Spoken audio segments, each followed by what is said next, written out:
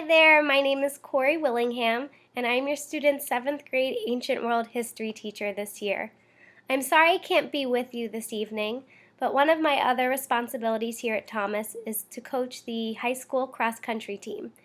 We have our first official meet of the season today, and I'm sorry that's preventing me from being with you all. I appreciate you coming in tonight.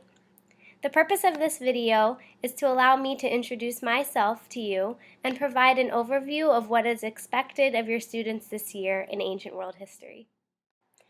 I graduated from Elon University in North Carolina with a bachelor's degree in history education, and just last May graduated from the University of Pennsylvania with my Master's of Science in Education.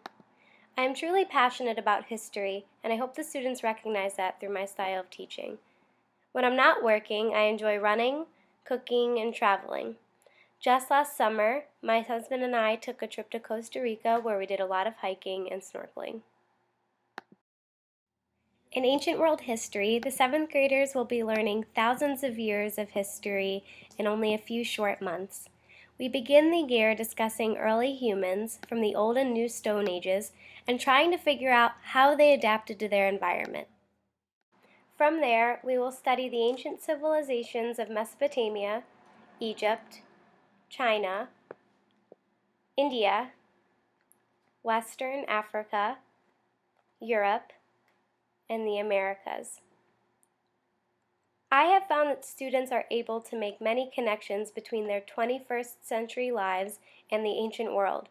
Just yesterday, students learned that men and women who survived the Ice Ages had to change their clothing to stay warm, which isn't very different to how you and I bundle up when the polar vortex hits Philadelphia. Making connections like this helps your students realize that understanding the past helps us understand the present. Ancient World History also provides students with many opportunities to prepare for standardized state testing, including the PSSA that they'll take later in the spring. The reading and the writing that we spend our class time on is directly aligned to many Common Core state standards. In addition, many of the primary and secondary sources we analyze and interpret in class will help your students develop their nonfiction reading skills.